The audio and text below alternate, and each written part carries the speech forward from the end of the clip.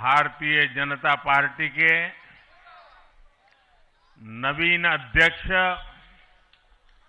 माननीय नितिन नबीन जी, हमारे पूर्व अध्यक्ष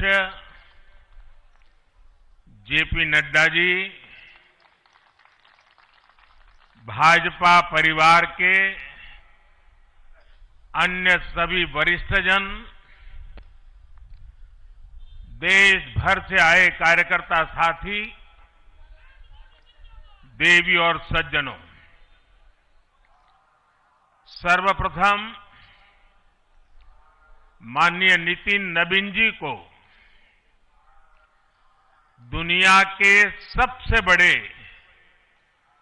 राजनीतिक दल का अध्यक्ष चुने जाने पर बहुत बहुत बधाई देता हूं, बहुत बहुत शुभकामनाएं देता हूं।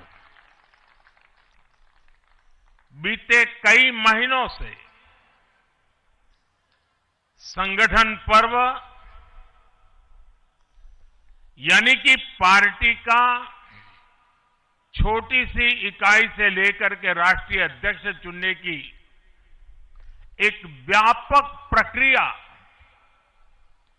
100% लोकतंत्र तरीके से भारतीय जनता पार्टी के संविधान के स्पिरिट को और उसमें बताई गई हर बात को ध्यान में रख करके लगातार चल रही थी।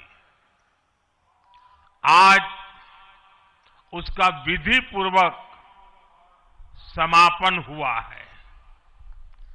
संगठन पर्व का ये विशाल आयोजन भारतीय जनता पार्टी की लोकतांत्रिक आस्था, संगठनात्मक अनुशासन और कार्यकर्ता केंद्रित सोच का प्रतीक है। मैं देश भर के कार्यकर्ताओं का इस प्रक्रिया को सफल बनाने के लिए बहुत बहुत अभिनंदन करता हूं। साथियों, बीते 1-1.5 वर्षों में डॉक्टर श्यामा प्रसाद मुखर्जी की 125वीं जयंती का पर्व,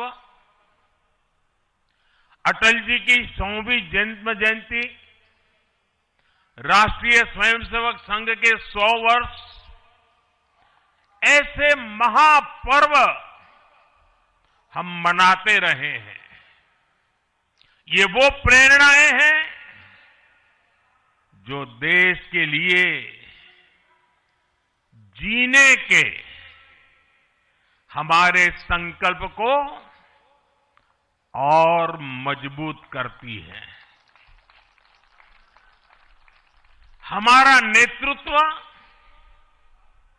परंपरा से चलता है, अनुभव से समृद्ध होता है और जनसेवा, राष्ट्र सेवा के भाव से संगठन को आगे बढ़ाता है।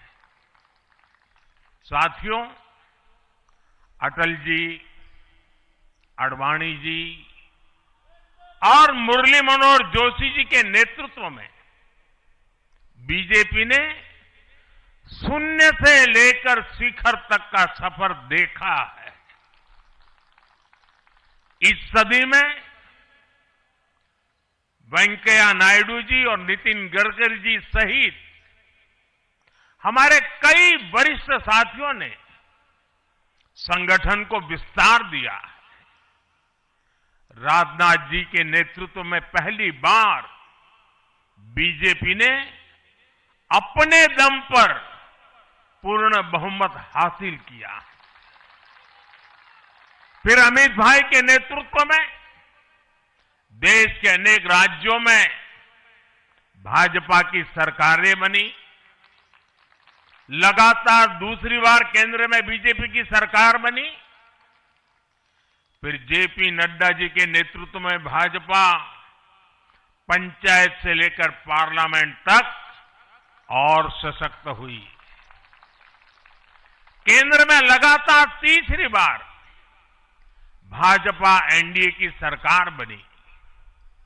मैं पूर्व के सभी अध्यक्षों का उनके अमूल्य योगदान के लिए देश के कोटि कोटि कार्यकर्ताओं की तरफ से और मेरी तरफ से बहुत बहुत अभिनंदन करता हूं।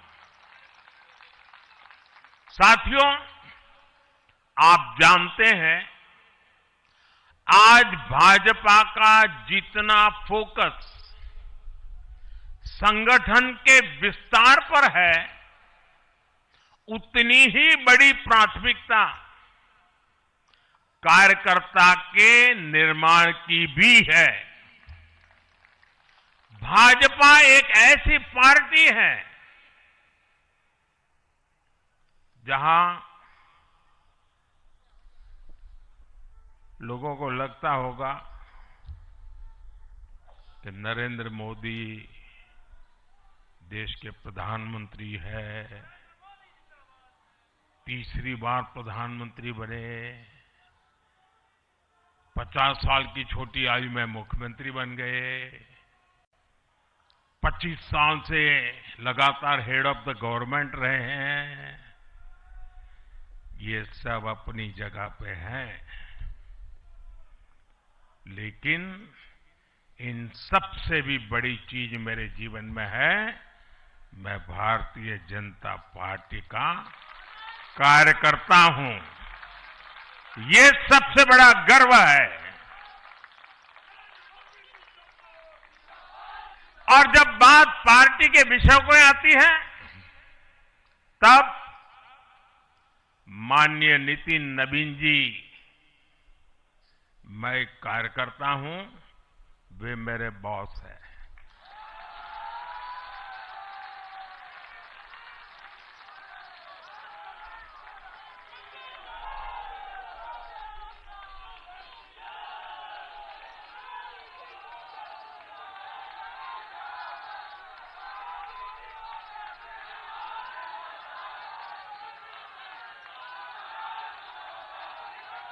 अब माननीय नितिन नवीन जी हम सभी के अध्यक्ष हैं।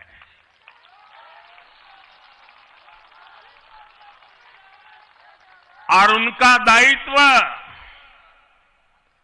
सिर्फ भाजपा को भी संभालना इतना नहीं है, एनडीए के सब साथियों के बीच भी उन्होंने तालमेल का बहुत बड़ा दायित्व भी देखना होता है। साथियों, माननीय नितिन जी के संपर्क में जो भी आया है, वो उनकी सरलता और सहजता की चर्चा जरूर करता है। बीजेपी युवा मोर्चा का दायित्व हो, अलग अलग राज्यों में प्रभारी के रूप में जिम्मेदारी हो, या फिर बिहार सरकार में काम करने का अनुभव हो, नितिन जी ने हमेशा जब जब जो जहां जो जिम्मेवारी मिली, अपने आप को उन्होंने साबित किया है। जिम्मेवारी देने वालों को भी उनके कार्य ने गर्व से भर दिया है। साथियों, ये 21वीं सदी है और देखते ही देखते 21वीं सदी के पहले 25 वर्ष तो पूरे भी हो चुके हैं। आने वाले 25 वर्ष बहुत महत्वपूर्ण है। ये वो कालखंड है जब विकसित भारत का निर्माण होना है और होना तय है।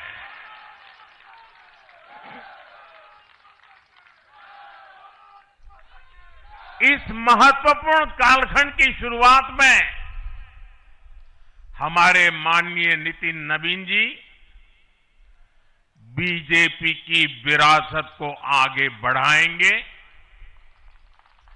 मैं आजकल के युवाओं की भाषा में कहूं तो नितिन जी खुद भी एक प्रकार से मिलेनियल है। वो उस जनरेशन से हैं जिसने भारत में बड़े आर्थिक, सामाजिक और टेक्नोलॉजिकल परिवर्तन होते देखे हैं। वो उस जनरेशन से हैं जिसने बचपन में रेडियो से सूचनाएं पाई और आज एआई के भी एक्टिव यूजर है।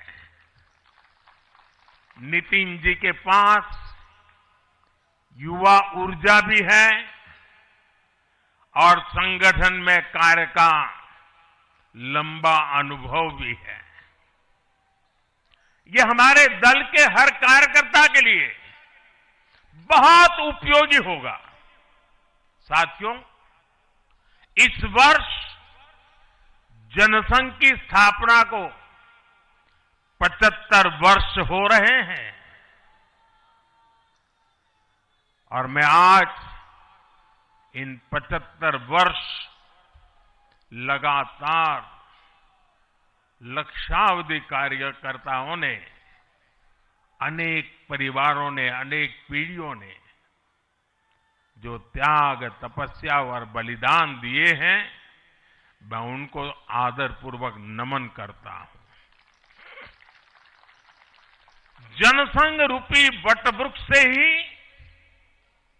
भाजपा का जन्म हुआ और भाजपा दुनिया के सबसे बड़ा राजनीतिक दल बन चुकी है। और ये सिर्फ भाजपा के कार्यकर्ताओं के लिए गौरव का विषय है इतना नहीं है।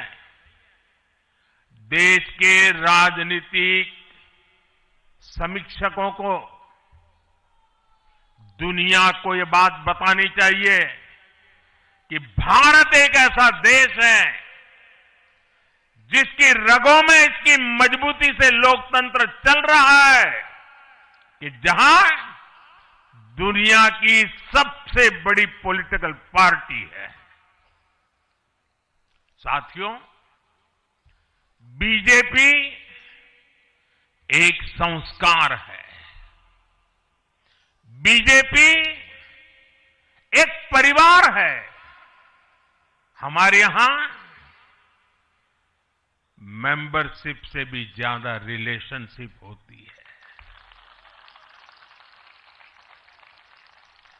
बीजेपी एक ऐसी परंपरा है जो पद से नहीं, प्रक्रिया से चलती है।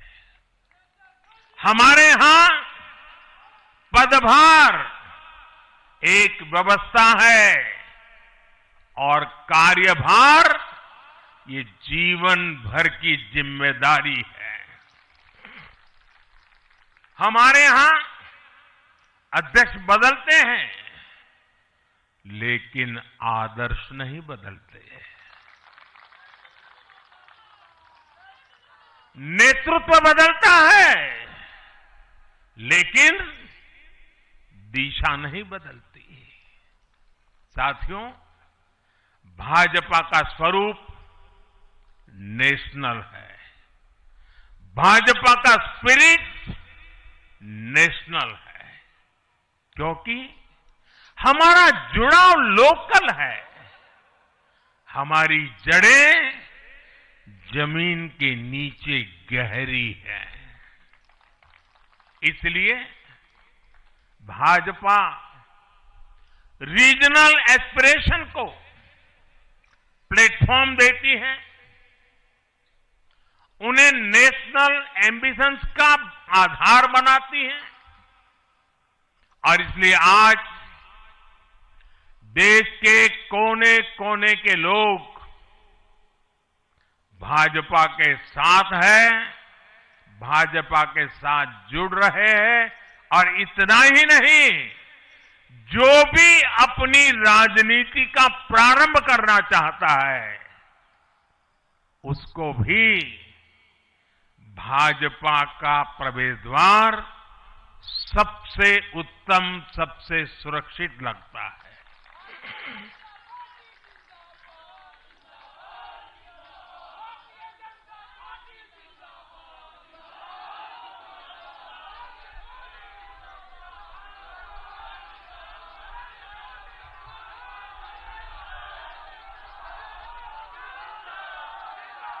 साथियों,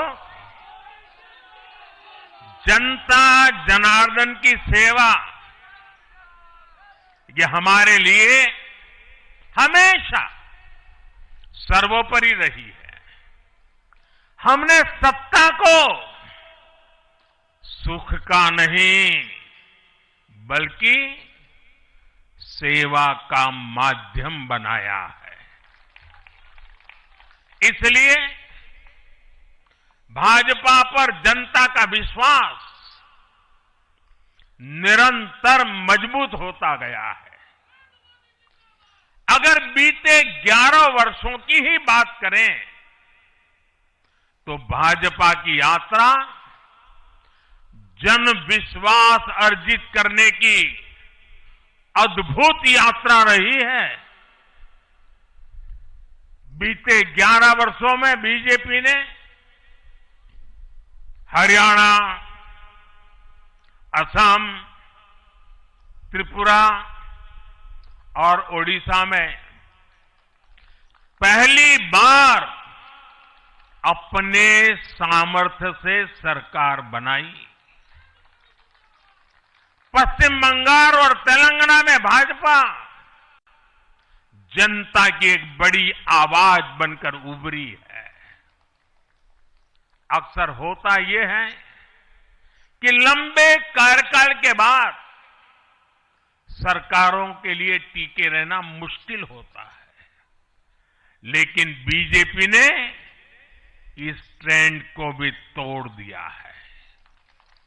गुजरात हो, मध्य प्रदेश हो, महाराष्ट्र हो, बिहार हो, इन सभी राज्यों में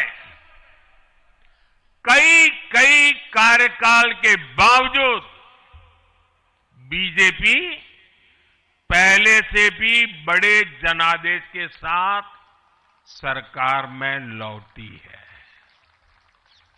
साथियों, बीते 1.5-2 वर्षों में तो भाजपा पर जनता का भरोसा और मजबूत हुआ है।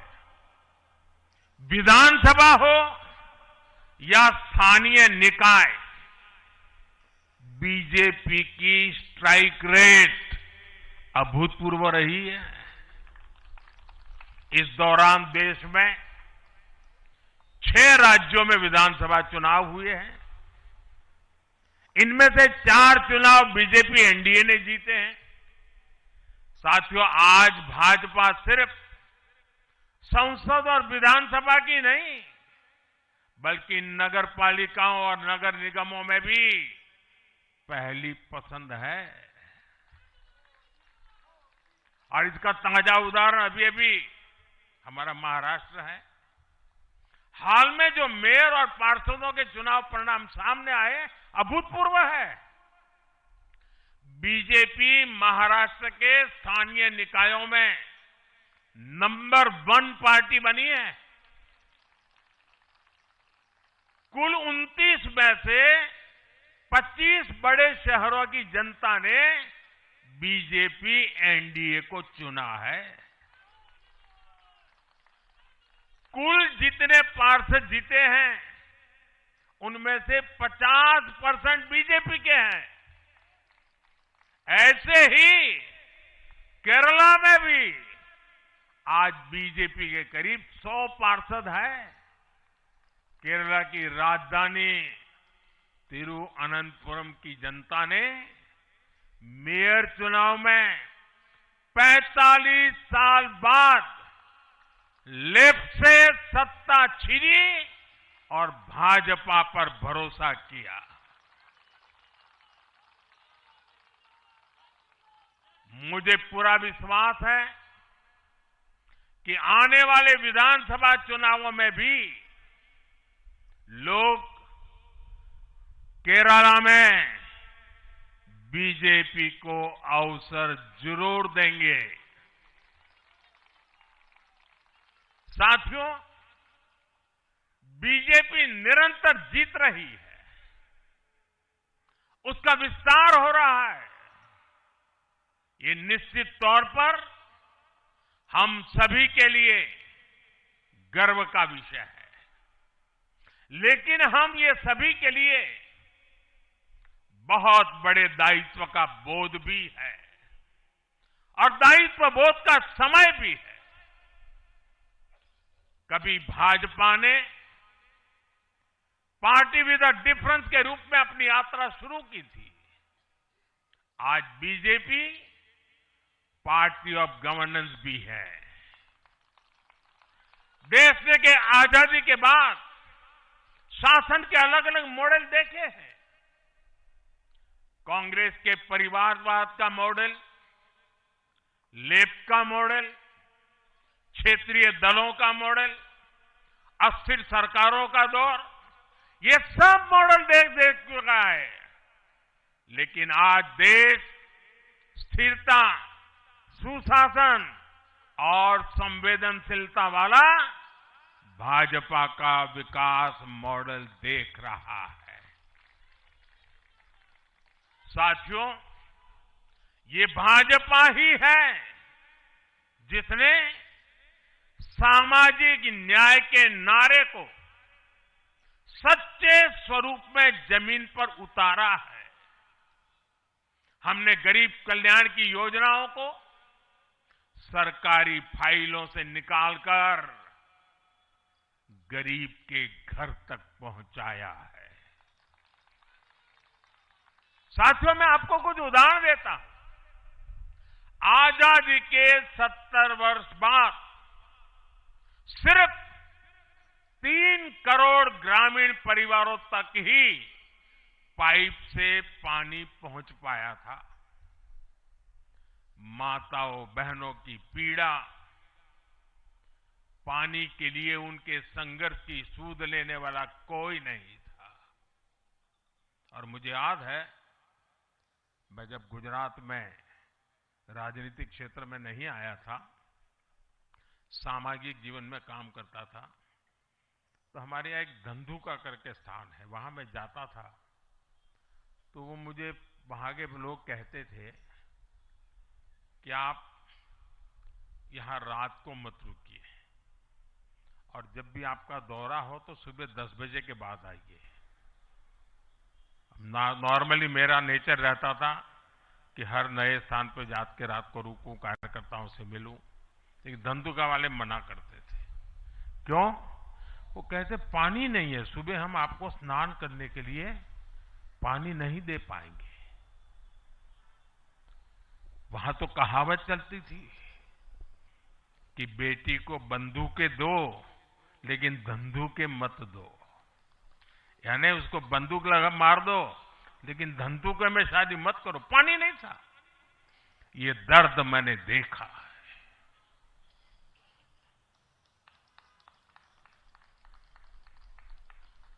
मैं धरती की सच्चाई से जुड़ा था।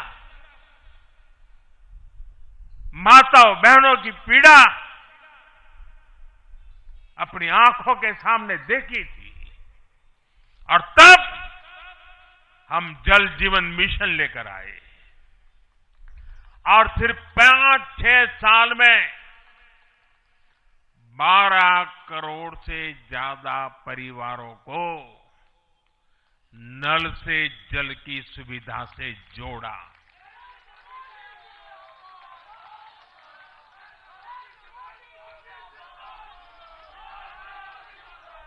साथियों, ये हमारी सरकार है जिसने धुएं से बीमार होती बहनों की पीड़ा समझी, वरना पहले तो एलपीजी गैस को भी अमीरों का ही सौभाग्य मान लिया गया था। भाजपा ने पूरी संवेदनशीलता के साथ हर घर को एलपीजी गैस कनेक्शन से जोड़ने का अभियान चलाया। वर्ष 2014 तक जहां सिर्फ 14 करोड़ एलपीजी कनेक्शन थे, आज देश में 33 करोड़ से अधिक गैस कनेक्शन है। ऐसे ही गांव की बहनों को लखपति दीदी बनाने का अभियान है। ये भी इसलिए संभव हो पाया क्योंकि भाजपा बहनों बेटियों के सपनों के प्रति संवेदनशील है। साथियों, एक जमाना था हम भी सुनते थे कि फलाना परिवार वो तो लखपति परिवार है, ढीकना परिवार लखपति परिवार है, यानी लखपति होना बहुत बड़ी बात मानी जाती थी।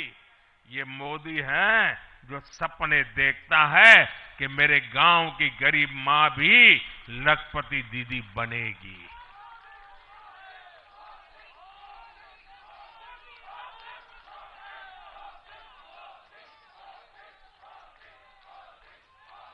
साथियों, दशकों तक आदिवासी समाज को सिर्फ वोट बैंक से जोड़कर देखा गया, लेकिन संवेदनशील भाजपा के हमारे संस्कारों ने समाज के प्रति समान भाव की हमारी परंपरा के कारण भाजपा ने आदिवासियों में भी सबसे पिछड़ी जनजातियों की पीड़ा को समझा। उनके विकास के लिए पीएम जनमन योजना बनाई और पीएम जनमन योजना के लाभार्थी इतने बिखरे हुए हैं और एक दो दूर दूर जंगलों में पड़े हैं। उनसे एक म्युनिसिपैलिटी की सीट भी जीती नहीं जा सकती है। वोट के हिसाब से कोई उनकी तरफ देखेगा नहीं, लेकिन जब वोट से ऊपर उठ करके संवेदनाएं होती हैं, समाज का कल्याण हमारे संस्कार होते हैं, तो पीएम जनमन योजना जन्म लेती है। आदिवासियों में भी अति पिछड़ा संख्या में भले ही कम है, लेकिन उनके प्रति हमारी संवेदना में कोई कमी नहीं है। साथियों, हमारा नॉर्थ ईस्ट, वहां वोटर उतने नहीं है, सीट भी उतनी नहीं है, इसलिए कांग्रेस की सरकारों में उन्हें बरसों तक उपेक्षित रखा गया। लेकिन संवेदनशील भाजपा ने नॉर्थ ईस्ट को दिल से भी जोड़ा और दिल्ली से भी जोड़ा। एक और उदाहरण आकांक्षी जिलों का है। हमारे देश में 100 से अधिक जिले ऐसे थे जिनको कांग्रेस सरकारें पिछड़ा घोषित करके भूल गई थी। इन जिलों को पनिशमेंट पोस्टिंग के लिए इस्तेमाल किया जाता था, यानी जिन अधिकारियों को सजा देनी होती थी तो उन्हें वहां भेजा जाता था। हमारी भाजपा सरकार ने इन जिलों को आकांक्षी जिले घोषित किया और प्राथमिकता के आधार पर इनके विकास के लिए काम किया। आज ये आकांक्षी जिले विकास के कई पैरामीटर्स पर अन्य जिलों से बेहतर प्रदर्शन कर रहे हैं, राज्य की एवरेज की बराबरी आकर के खड़े हो गए। साथियों, भाजपा का मंत्र है पिछड़ों को प्राथमिकता, पिछड़ों को प्राथमिकता। जिनकी किसी ने सूद नहीं ली, हमने उनकी साधना की है। जिनको किसी ने पूछा नहीं, मोदी ने उन्हें पूजा है। हमारी कार्य संस्कृति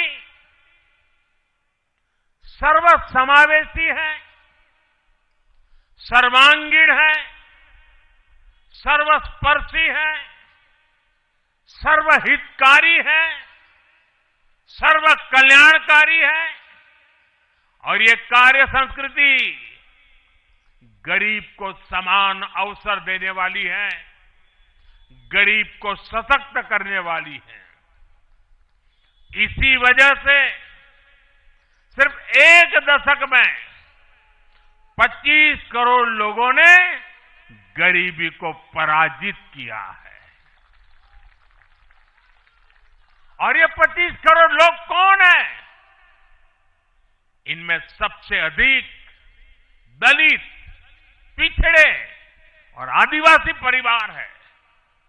साथियों, बीते वर्षों में जन विश्वास की जो पूंजी हमने अर्जित की है,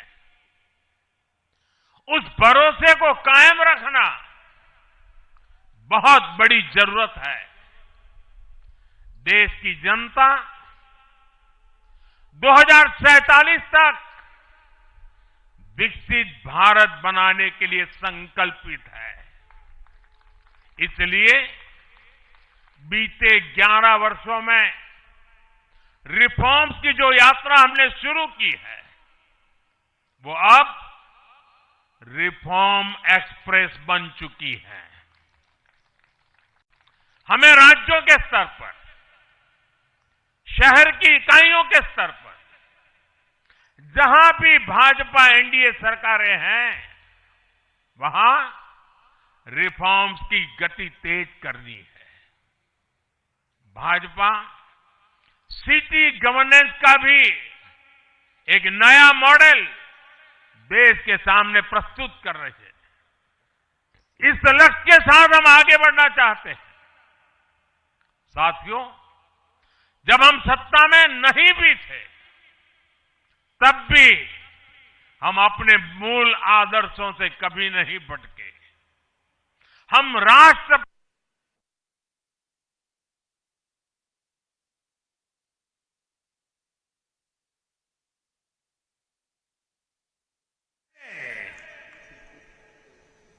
संकटों को झेलते रहे, जज्बात बढ़ाते रहे और जीतते भी रहे। हम वो लोग हैं, हमारा वो चरित्र है, हमारे वो संस्कार है। खुद से बड़ा दल और दल से बड़ा देश, ये भाजपा के हर कार्यकर्ता का संस्कार है, भाजपा के हर कार्यकर्ता का जीवन मंत्र है। इसी भाव के साथ बीते 11 वर्षों में हमने अनेक चुनौतियों पर विजय पाई है। जम्मू कश्मीर से आर्टिकल 370 की दीवार गिराना हो, 3 तलाक के खिलाफ कानून बनाना हो, इनको कभी असंभव माना जाता था। आज ये हकीकत बन चुके हैं।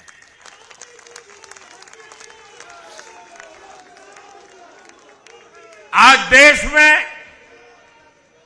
माओवादी आतंक भी अपनी अंतिम सांसें गिन रहा है।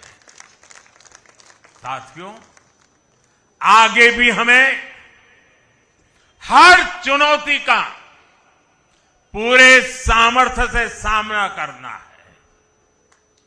आज देश के सामने एक बहुत बड़ी चुनौती घुसपैठियों की है, आबादी के असंतुलन की है। दुनिया के धनवान देश, समर्थ देश, वे भी अपने देश में जो घुसपैठिए हैं उनकी जांच पड़ताल कर रहे हैं और उनको पकड़ पकड़ करके निकाल रहे हैं और दुनिया उनको पूछती नहीं है कि तुम घुसपैठियों को क्यों निकाल रहे हो। तुम तो लोकतंत्र का झंडा लेकर के घूम रहे थे, तुम तो पूरे दुनिया के नवाब बन के बैठे थे, क्यों निकाल रहे हो। दुनिया में कोई अपने देश में घुसपैठियों को स्वीकार नहीं करता। भारत भी घुसपैठियों को अपने गरीबों, हमारे नौजवानों के हक कभी भी लूटने नहीं दे सकता। घुसपैठिए देश की सुरक्षा के लिए बहुत बड़ा खतरा है। उनकी पहचान करके उन्हें वापस उनके देश भेजना बहुत आवश्यक है। इसके अलावा ऐसे राजनीतिक दल जो वोट बैंक की राजनीति में घुसपैठियों को बचा रहे हैं या उन्हें कवर दे रहे हैं, उन्हें हमें पूरी शक्ति से जनता के सामने बेनकाब करना ही होगा, उनको एक्सपोज करना ही होगा। साथियों, एक और बड़ी चुनौती अर्बन नक्सल की भी है। अर्बन नक्सल का दायरा इंटरनेशनल हो रहा है और यहां अर्बन नक्सल की बड़ी चतुराई होती है। ये यहां मीडिया वाले इतने बैठे हैं ना, अगर साल में एकाध बार भी अगर मोदी की किसी अच्छी चीज को उन्होंने ट्वीट कर दिया या टीवी पे बोल दिया या अखबार में लिख दिया तो उस पत्रकारी तो ऐसी फजेत कर देते, उसके पीछे ऐसे पड़ जाते हैं, उसको अछूत बना देते हैं, भविष्य में वो कभी बोल ना सके ऐसा कर देते हैं। ये अर्बन नक्सल की स्टाइल है। हमको भी सालों तक ऐसा अछूत बना के रख दिया पूरे देश में भाजपा को। अब देश समझ गया है अर्बन नक्सलों के कारनामे। भारत को नुकसान पहुंचाने के लिए अर्बन नक्सली लगातार कोशिशें कर रहे हैं, साजिशें कर रहे हैं। अर्बन नक्सलियों के इस गठजोड़ को हमें संगठन की ताकत से, वैचारिक ताकत से और हमारे परिणामकारी इतिहास को बुलंदी दे करके उनको परास्त करना है, उनको तोड़ना है। साथियों, देश के लिए परिवारवाद बहुत बड़ा अभिशाप है। और जब मैं परिवारवाद की बात करता हूं तो नक्सल मैदान में आ जाते हैं। वो मुझे कहते हैं फलाने के बेटा, डिकना का बेटा, वो बात को डाइवर्ट करते हैं। किसी के बेटे की प्रतिभा का हम विरोधी नहीं है, किसी की बेटी की प्रतिभा का हम विरोधी नहीं है, लेकिन दुर्भाग्य से कांग्रेस और देश के अनेक क्षेत्रीय राजनीतिक दलों पर आज अलग अलग परिवारों का कब्जा हो गया है।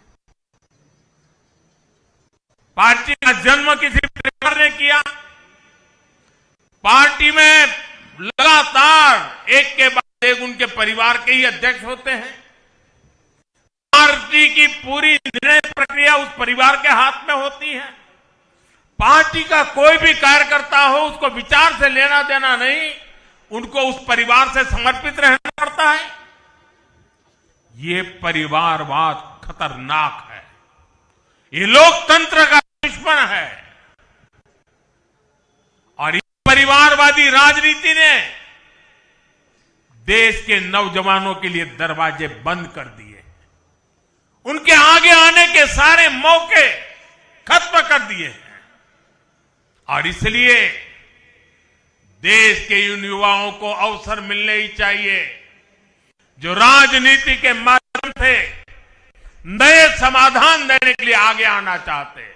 और इसलिए मैंने कहा है, मैं 1 लाख ऐसे नौजवानों को राजनीति में लाना चाहता हूं जिनके परिवार में पहली बार वो राजनीति में आएंगे।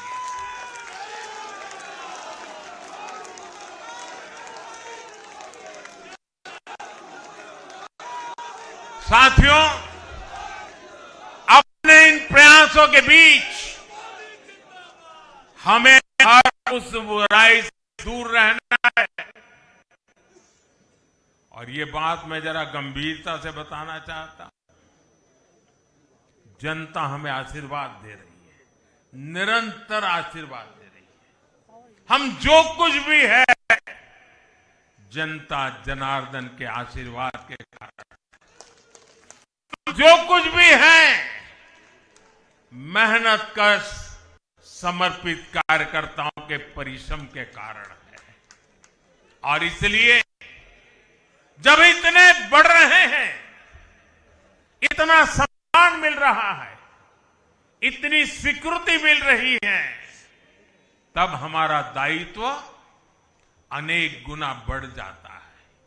और पल पल हमें सोचना चाहिए वो कौन से कारण हैं जिन्होंने कांग्रेस पार्टी को बर्बाद कर दिया। वो कौन सी बुराइयां कांग्रेस में घुस गई जो आज कांग्रेस को तबाही के कगार पर लाकर के खड़ा कर दिया। हमें उन सारी बुराइयों से बचना है। ये बुराइयां किसी भी सूरत में हमारे भीतर नहीं आनी चाहिए। हमें इससे बच के रहना है। और जहां जहां हम बच के रहते हैं, हमें कोई मुकाबला नहीं कर पाता है।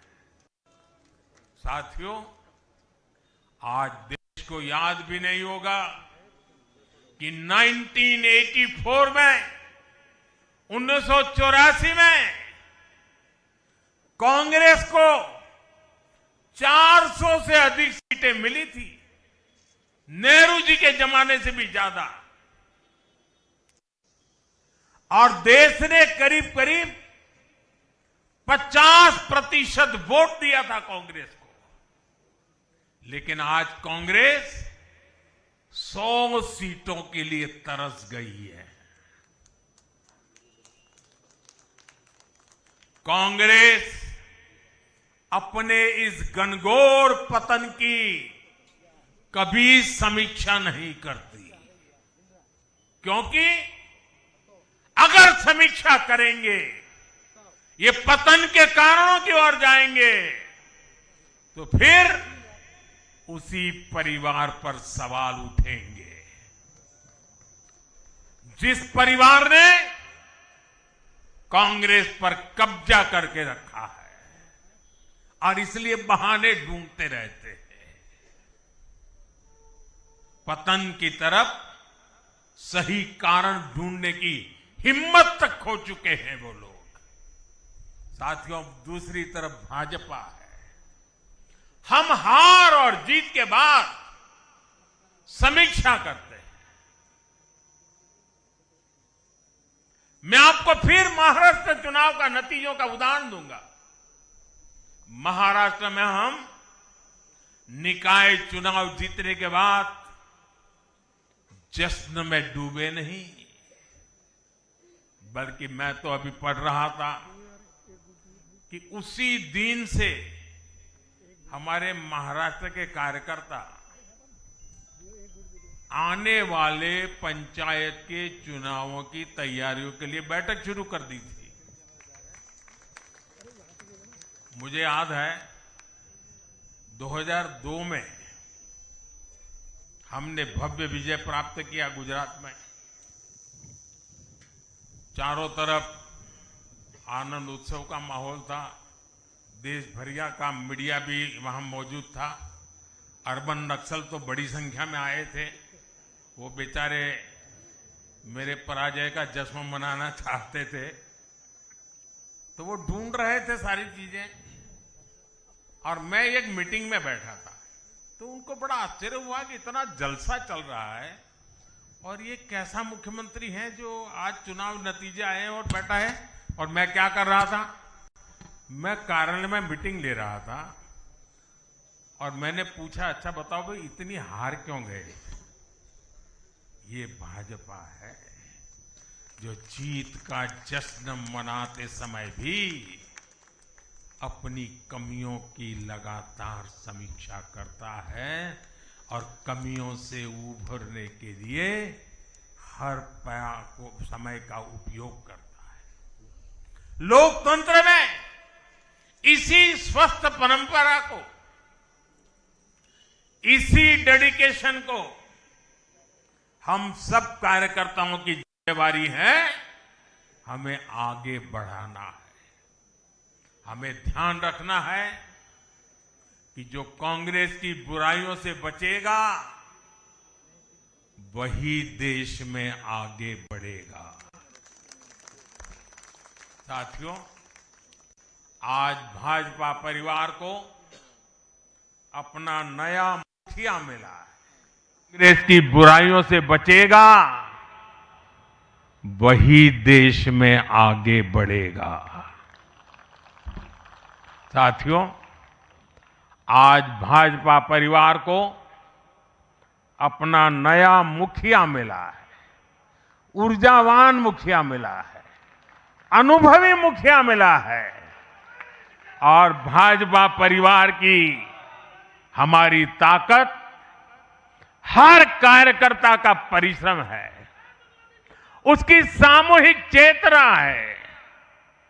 बूथ पर जो हमारा कार्यकर्ता पूरे साल भर जुटा रहता है, वो ही हमारी सच्ची ताकत है। हमें याद रखना है, हम सबसे जुड़े, हम सबको जोड़े, कल्याणकारी योजनाओं से हर लाभार्थी को लाभ पहुंचाए, ये हमारा ध्येय होना चाहिए। इसी आग्रह के साथ माननीय नितिन नवीन जी को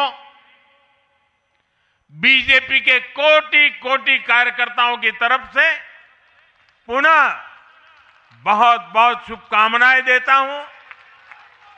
और साथियों, आज का पल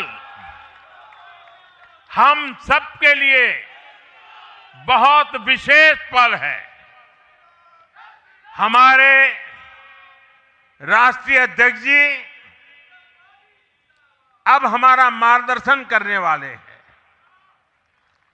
उनका एक एक शब्द हमारे लिए आगे की दिशा होगी। हमारे आगे के कार्य रचना के लिए उनका मार्गदर्शन हमारी अमूल्य पूंजी होगी। मैं भी एक कार्यकर्ता के तौर पर मैं पहले नए अध्यक्ष जी को मेरे काम का हिसाब दे रहा था। मैंने हिसाब दिया, अब वो मेरा सीआर लिखेंगे। लेकिन अब मेरे आगे के काम के लिए मैं उनके मार्गदर्शन की प्रतीक्षा कर रहा हूं। मैं उनको सुनने के लिए बहुत ही उत्सुक हूं, आतुर हूं। फिर एक बार बहुत बहुत धन्यवाद।